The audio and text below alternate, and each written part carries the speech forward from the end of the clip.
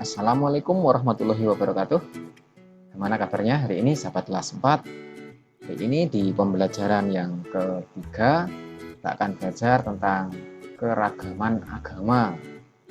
Selanjutnya kita juga akan belajar tentang persebaran sumber daya alam hewan dan tumbuhan.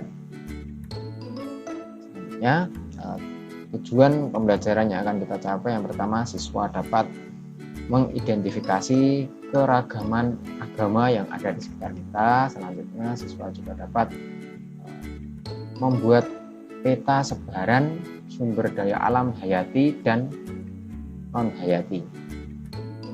Tentunya tujuan pembelajaran ini bisa kita capai jika memperhatikan dengan sungguh-sungguh. Selanjutnya mengerjakan soal latihan yang ada di kolom deskripsi dari video ini.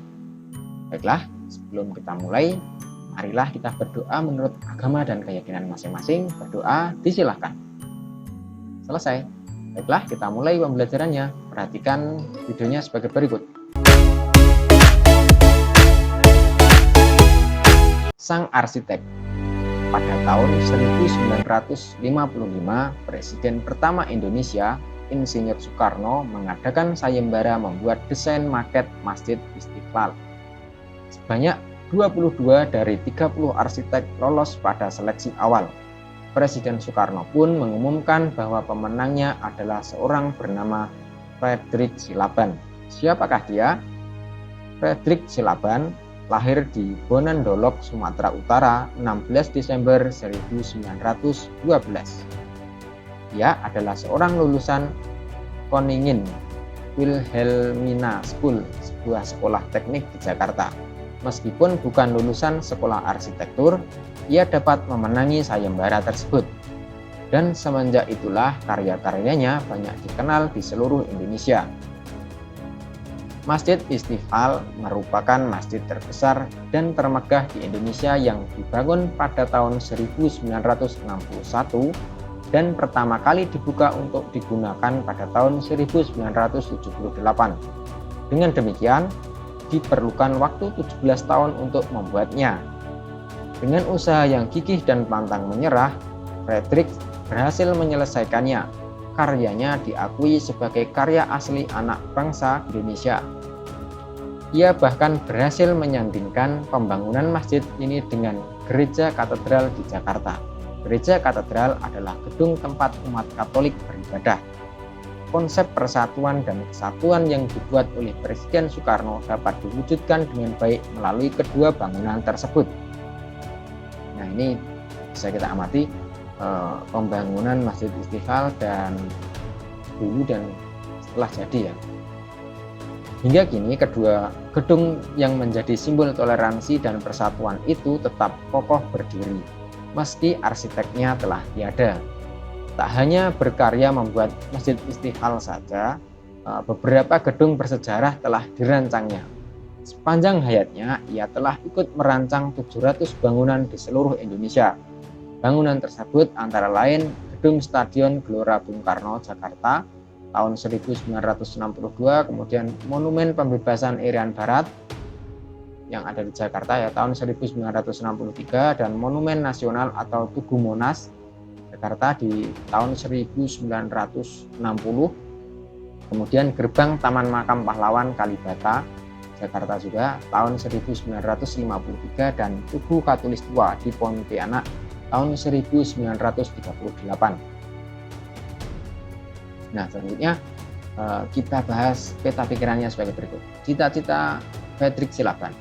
Apa kira-kira cita-cita? Ya, mewujudkan konsep persatuan.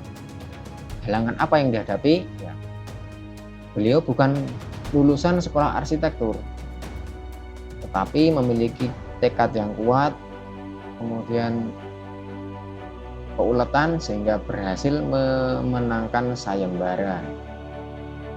Dan sikap apa yang dimiliki? Ya, gigih, pantang menyerah.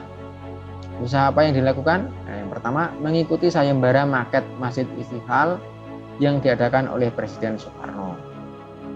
Nah, selanjutnya, apa saja prestasi yang telah diraih Fredrik Silaban dan dengan usaha dan kerja kerasnya? Ya, prestasinya yang pertama, memenangkan sayembara maket Masjid Istiqlal merancang 700 bangunan ya, seperti Gelora Bung Karno, Monumen Irian Barat, Tugu Monas, kemudian Gerbang Taman Kalibata ya, kemudian Tugu Katulistiwa di Pontianak. Selanjutnya, apa kesimpulanmu terhadap usaha Frederick Silaban untuk meraih cita-citanya? Setiap cita-cita memiliki tantangan yang harus dihadapi dan diperlukan ketekunan dan kerja keras untuk meraihnya. Nah, selanjutnya, coba amati bangunan berikut. Perhatikan gambar tempat ibadah umat beragama di Indonesia di atas. Dapatkah kamu menjelaskan gambar-gambar di atas? Apakah tempat-tempat ibadah itu ada di daerahmu? Ya, Indonesia adalah negara dengan beragam agama. Begitu juga dengan tempat ibadahnya.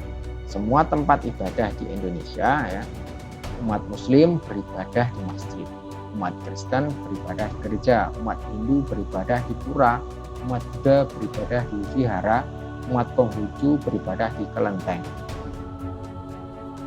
Nah, selanjutnya tugas kelompok ini, amati daerah sekitarmu bersama dengan teman sekelompokmu, lakukan kegiatan berikut. Ini alternatif jawaban yang bisa kita buat semacam ini. Nah, yang pertama, Masjid Baitus Salam Purwokerto berdiri tahun 1910 ya, tempat ibadah umat Islam. Kemudian sejarahnya, Masjid Agung Baitus Salam Purwokerto dibangun ketika masyarakat Muslim Purwokerto diberi tanah wakaf oleh Raden M. Dirjo. Kemudian masyarakat membangun masjid bernama Masjid Agung Purwokerto. Gunaannya ya selain untuk beribadah, gunakan untuk peringatan hari besar agama. Selanjutnya gambar yang kedua, ini kelenteng Hoktek Biu Purwokerto. Berdiri tahun 1831, tempat ibadah agama Konghucu. Kemudian sejarah singkatnya, para pedagang yang beragama Konghucu sering berkumpul di rumah milik Hoktek Jengsin. Mereka berinisiatif untuk mendirikan sebuah tempat ibadah sesuai agama yang mereka anut. Gunaannya ya untuk tempat beribadah ya, agama Konghucu, Taoisme, dan Buddha. Nah, kesimpulannya, masyarakat Indonesia terdiri atas pemeluk agama yang berbeda-beda. Setiap tempat ibadah memiliki bentuk dan pengaturan yang khas. Nah, selanjutnya, selain beragam agamanya, tumbuhan di Indonesia pun juga beragam, ya, memiliki sebaran yang berbeda-beda. Nah, berikut ini merupakan peta sebaran tumbuhan yang ada di Indonesia. Dimulai dari yang paling barat ya, Pulau Sumatera, sampai di ujung timur Pulau Papua. Nah, peta di atas merupakan peta tematik, yaitu peta yang berisi informasi khusus. Peta persebaran sumber daya alam berupa tumbuhan di atas menunjukkan daerah yang memiliki sumber daya alam tumbuhan untuk kebutuhan hidup masyarakat Indonesia. Sumber daya alam tumbuhan diantaranya tanaman pangan, tanaman industri, dan hutan. Tanaman pangan terdiri atas padi, palawija, sayuran, dan buah-buahan. Sedangkan tanaman industri berupa tebu, karet, kopi, teh, kelapa sawit, tembakau, dan kopra. Tanaman hutan diperlukan untuk mencegah banjir, tanah longsor, menyimpan cadangan air, serta perlindungan hewan. Sumber daya alam berupa hewan terdiri atas hewan liar dan hewan ternak. Hewan liar tinggal di hutan dan taman-taman nasional untuk dilindungi dari kepunahan. Contoh hewan liar tersebut yaitu harimau, kera, orangutan, gajah, badak, banteng, dan anoa. Hewan ternak merupakan hewan yang dipelihara atau diternakkan untuk memenuhi kebutuhan manusia.